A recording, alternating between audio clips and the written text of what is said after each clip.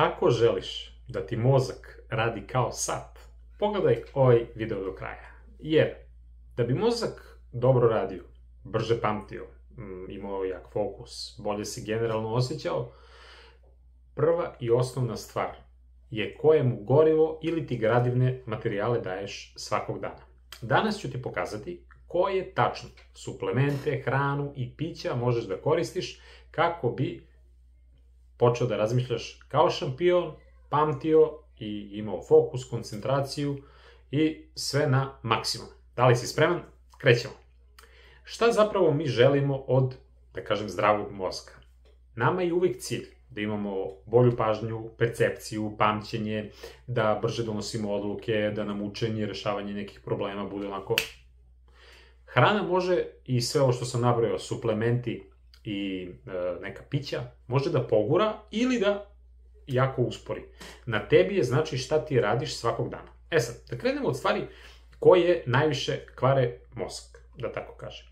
Rafinisani proizvodi, znači kada pričamo o njima, oni su jako loši iz razloga zato što rafinisana biljna ulja sadrže puno omega-6 i samim tim, bilo da je to soja, kukuruz, suncokret, repica, one stvaraju hroničnu upalu i samim tim promovišu osetljivost neurona, što u prevodu nam daje sve ove probleme koje sam već nabrojao. Sad, šećer, to jest rafinisani ugljeni hidrati, poput peciva, raznih testenina, kolača, kroasana, keksića itd., pogoršava stanje pod nazivom insulinska rezistencija, a ako nije došlo do toga, doći će, a ako pak imate možda predispozicije itd., to će biti još gore. Naročito, kako ga neki nazivaju, tip 3 dijabetesa, a to je insulinska rezistencija u mozgu. Znači, neuroni ostaju bez goriva uprkos višku šećera u krvi. Ono što je takođe jako loše jesu transmasti, znači to je prepržena hrana. Jak oksidativan stres na naše celokupno telo i dolazi do oštećenja moždanih ćelija. Mnogo je važno da shvatimo da naš mozak obožava ketone i kada glukoze ima i ketona.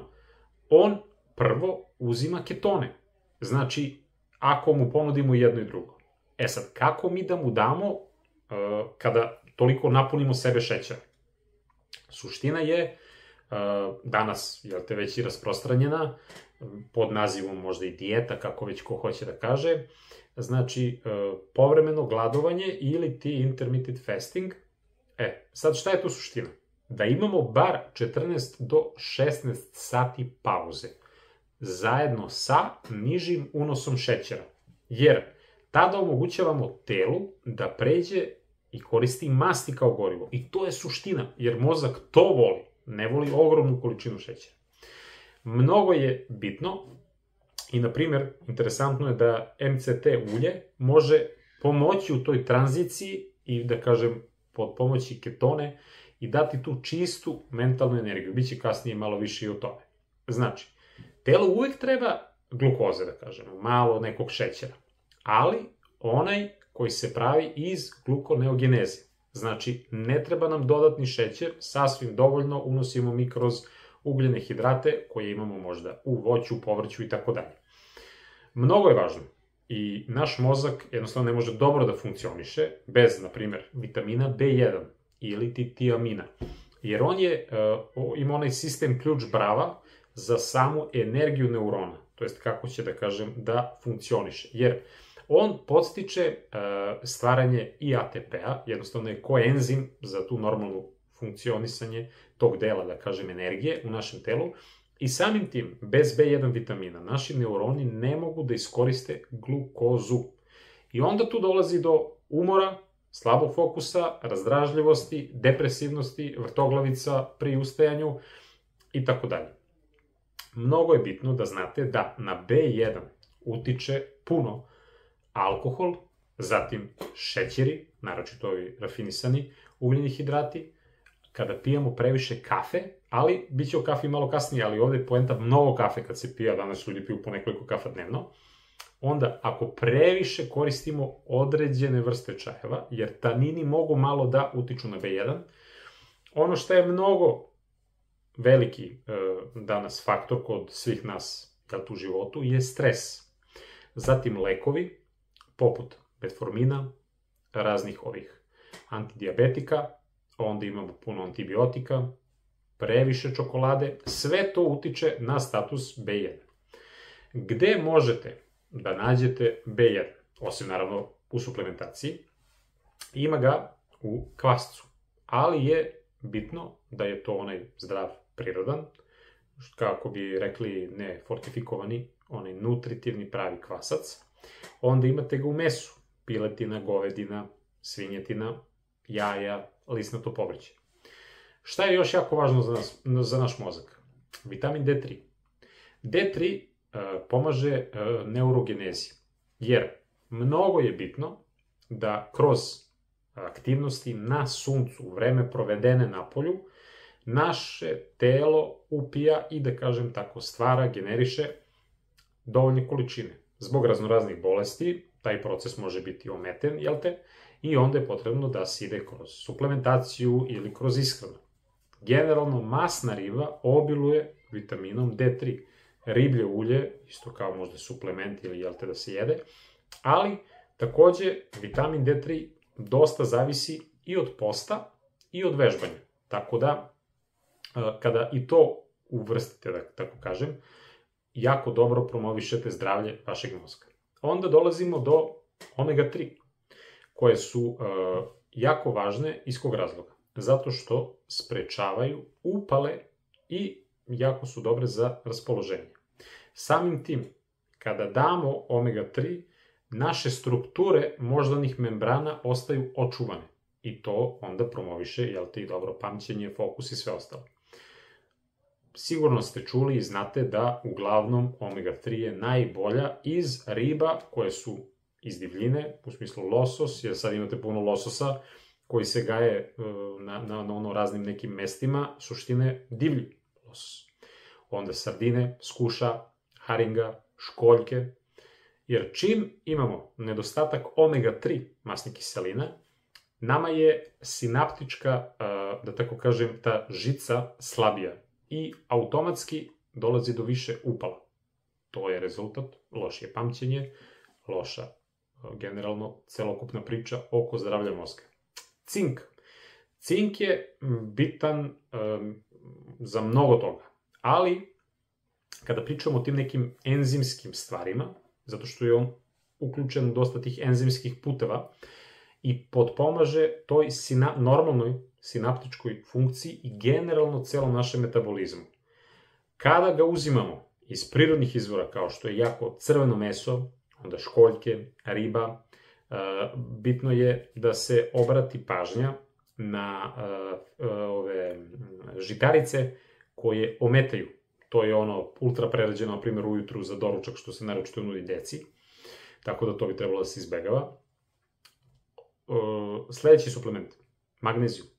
Posebno L-treonat je jako dobar zato što potpomaže tu plastičnost sinapsi i automatski bolje učimo, imamo bolji san i ako uzimamo lisnato, zeleno povrće, orašaste plodove, semenke, naravno i kao suplement, jel te,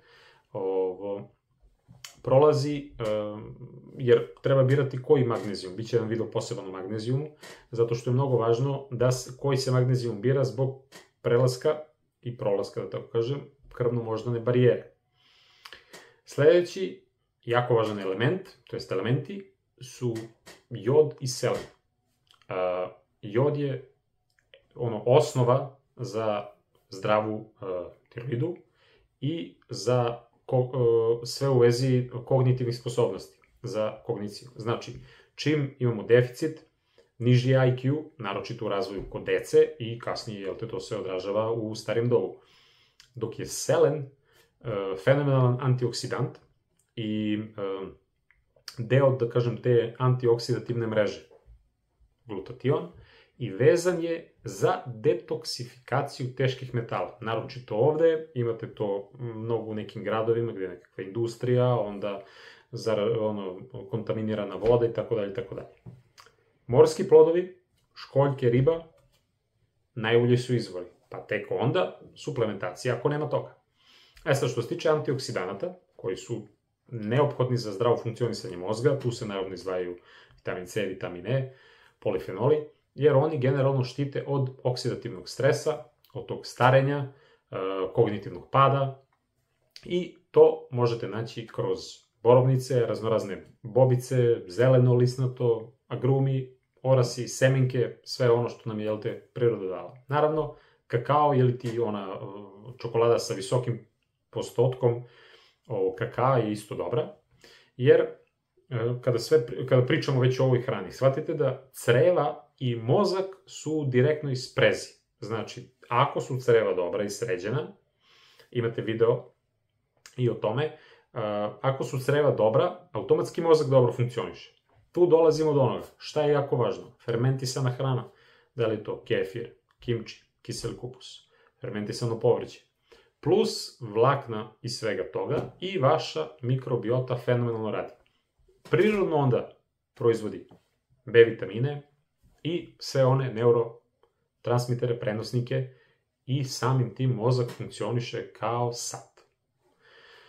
Nakon toga, bitno je da shvatimo da ono što jedemo diktira ne samo naš da kažem, sistem mozak, za razmišljanje i tako dalje, već celokupno zdravlje. Već sam pomenuo, broj 1 u vezi ovih tema je divlji losos, onda ova srdela, skuša, rekao sam čime obiluju školjke, koje takođe imaju puno cinka, joda, selena, omege, onda jaja. Jaja su jako važna zato što imaju holin, pa onda imaju i B vitamine, lisnato zeleno, obiluju folatima, magnezijumom, imaju puno antioksidanata, brokoli se jako izdvaja tu, zato što imaju i vitamin K, antioksidanti, jako dobra vlakna, borovnice, pogotovo zbog polifenola, sve te bobičaste poboljšavaju protok krvi u mozgu i automatski se i regeneracija i sve ono šta treba lakše rešava. Orasi, ovdje ih bar imamo u izobilju, omega-3, mnogo je bitno zato što je ovo omega-3 biljnog porekla, malo pre sam pričao omega-3, da kažemo, životinskog porekla, ali orasi imaju vitamin E, koji je fenomenalan. Zatim, već sam pomenuo tamna čokolada, možete i kakao da uzimate, ali naravno bez da ga sladite, zato što obiluju ovim supstancama koje su mnogo važne za pravilan protok krvi, naročito flavanolima.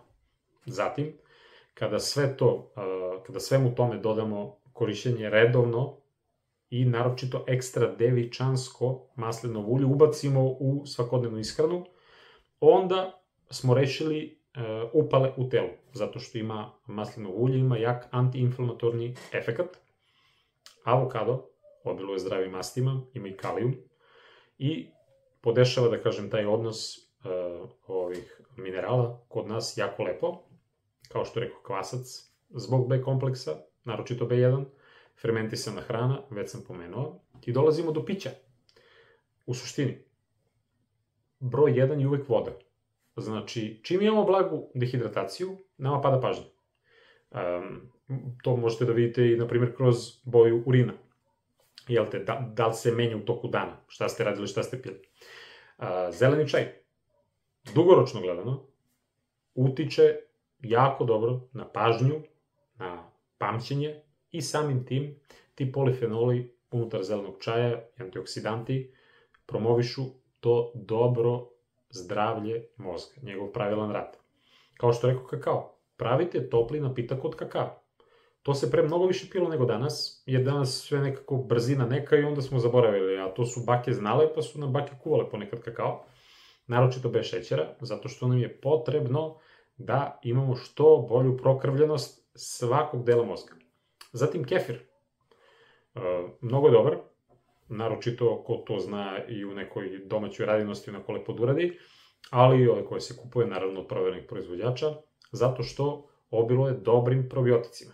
Zatim dolazimo do grožđa, jer sok od grožđa naročito onaj, da tako kažemo, ovaj crveni, ili ti crno grožđe, kako već hoćete, automatski promoviše bolju verbalnu i memoriju, komunikaciju i sve. Samo tu treba biti obazriv, zato što ponekad grožđe ima malo shodno i kako se pravi i tako dalje, može zbog visokog nivoa šećera na neke osobe da ima negativne, uticaje. Pomenu kafu na početku. Umeren unos je okej, ali ako preterate sa kafom, smanjujete protok krvi u mozgu i trošite zalihe B1, jer to je ono u organizmu šta je bitno. Uvek je nešto plus, nešto minus. Ovde ga popravljamo, ovde ga kvarimo. Mnogo je dobro da se, na primjer, ubaci u ishranu tikva. To smo naročito na selu uvek jeli, jer je tikva, naročito ako se doda malo meda, malo bibera, ona je zimska tikva, jako dobra za ne samo zdravlje mozga, već generalno i za imunitet. I to onako povremeno ubacite.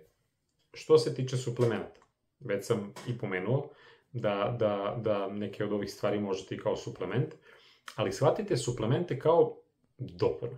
Znači, to nikad ne može da se izjednači kad neko kaže, ali ja uzimam to. Ali kroz hranu to ne unosite. Jer ovo je sve samo pomagač u celoj priči. Znači, ako uzimate neke suplemente, naravno uvek razgovor sa lekarom, farmaceutom, pa onda uzimate to. Pomenu smo omegu-3, to je, znači, suština da se uzme bilo da je iz ribljeg ulja, iz algi, ako ne jedete ribu, znači uvek imate neke, iz možda račića, imate uvek mogućnost. Vitamin D3 neophodno je da pričate sa lekarom farmaceutom zbog individualnog doziranja, jer lako možete odraditi test da vidite kakvi su vam rezultati. Kao što rekoh, magnezijum, naročito kad pričamo o ovoj priči, za san, oblik treonat, ako ga uzimate uveče, još bolji će biti rezultati. B1, ako uzimate puno alkohola, mnogo kafe i generalno ima i lekova koji ga, troše, definitivno vam možda fali. Takođe možete da proverite stanje. Sad, kada pričamo o cinku, cink je jako dobar, ali nemojte predugo da ga koristite, naročito bez praćenja, dokle ste, stigli. Kao što rekoh, jod selen, kad unosite kroz morske plodove, nema potrebe možda za suplementima, ali i to možda se proveri, pratite šta vam kaže lekar i koji su saveti. MCT ulje, kao što rekoh, jako je dobro zato što omogućava brži ulazak u taj keton režim, pogotovo kad ste na toj dijeti. I kada pričamo o možda gvožđu, bilo bi dobro da se provere nivoji, jer to samo sa lekarom, ako su rezultati jako loši. Sad, jedan primer kako bi možda moglo da se poboljša, da kažem, vaša mentalna bistrina. Ako uzmete onaj protokol, tipa da 16 sati ne jedete ništa, onda 8 sati nešto jedete, znači da tipa negde doručak pomerite malo i bude negde oko 12, možda večera oko 8 ili malo ranije, znači da pomerite to, ali to je nekih 8 sati, možete i da smanjite, da krenete možda od 10 pa da završite oko 6, shodno koliko kad idu u krevet, ali je bitno da prođe do odlaska u krevet ili ti spavanja, bar jedno 3 do 4 sata od poslednjeg obroka. Važno je da, na primjer, za doručak, šta možete da uradite? Napravite neku salatu od ovih zeleniša što sam pomenuo, da li to kelj, spanać, avokado, dodate maslinovo ulje, losos ili ti neka riba, shodno vašim nekim, mogućnostima, i to je to. Užinom krećete sa orasima i možda par kockica tamne čokolade. Večera, jaja na maslinovom ulju, vrlo malo, onako samo koliko da ih malo da se belanac, što se kaže, onako stegne za beli, žumanac polu, može da bude i sirov, malo brokolija tipa na onoj pari, uz to možda kiseli kupus i to je to. Ovakav dan, da se ponovi nekoliko puta, naravno sa nekim zamenama adekvatnim, to je fenomenalno. U toku dana još ubacite dosta vode, onda zelenog čaja, možda MCT, ulja. A ako uz to ubacite suplemente, kao što rekao, kako nema dovoljno ishrani, to je fenomenalno. Mnogo je važno da, ako su ovo za vas možda ekstremi u smislu ishrane, znajte da je suština da se ne prejedate. Ako već volite mnogo žitarice, onda, na primjer, ne znam, kinoa, pa onda ovas, ali u malim porcijama. Jer 2-3 puta nedeljno da ubacite losos, sardinu, skušu, to će napraviti ogromne razlike. Plus maslinovo ulje svakog dana, bobičasto voće, eto na 2-3 dana isto. Lisnato svakodnevno, shodno samo ko nema problema možda sa nekim zdravstvenim stanjima, redovno, pomalo, znači kefir, i onda vi već ste napravili, da tako kažem, odličnu podlogu. Samo obratite pažnju, zato što danas, naročito u velikim hipermarketima, imate jako puno zdravih varijanti, u smislu musli, pa tipa proteinske pločice i tako dalje, i tako dalje. Obratite pažnju, pročitajte tamo. Koliko šećera i šta sve imaju od dodatnih aditiva i tako dalje, naročito imaju puno nekakvih sirupa, i čim vidite one tipa emulgatora i tako dalje, nije to ta priča. Bolje kupite u zdravoj hrani pojedinačno neke sastojke da znate da je to. Eto, ako hoćete ovas ili kinou ili šta god, i znate da je to. Onako u onom zbrčkanom miksu, to je pitanje šta je šta. Znači, smanjite pecivo, čak i ovo integralno i tako dalje, smanjite. Pomenuli smo kafu, oprezno tu, i kada kupujete maslinovo ulje, bolje da, koliko ste jeli tu mogućnosti zbog financije i svega ostalog, uvek gledajte da bude ekstra devičansko. Jer to je velika razlika, možda je malo udar, po znacima navoda, na budžet, ali taj udar vam se vraća za ove druge stvari. I ono što je neophodno, kada pričamo o zdravlju mozga, znači, jako je važno da imate odmor, da, znači, spavate, da imate san, bar 7 do 9 sati. Sad, ako imate malu bebu, ko što imam ja, pa onda spavate i duplo manje od toga, i plus je to onako iscepkano i tako dalje, to je već sad jednostavno prirodno stanje i tako treba, jel te, zbog bebice. Ali, hvala Bogu, to će isto da se promeni kako dete raste. Ali hoću vam kažem, čovjek se na sve navikne. Možete da spavate ultra malo, pa da funkcionišete. Samo je pitanje koliko dugo. Znači, svi imamo toleranciju.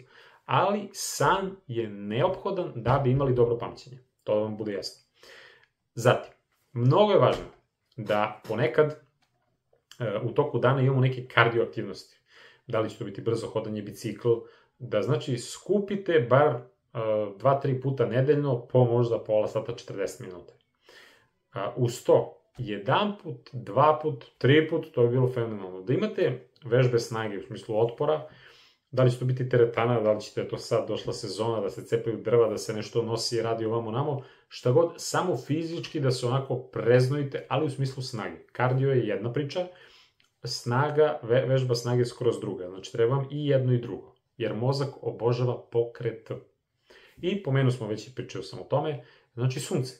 Mnogo je važno da imate zdrav ritam. Kad ustajete, kad ležete, da hvatate sunce naročito ujutru čim ustanete, a sa druge strane da vežbate pravilno disanje.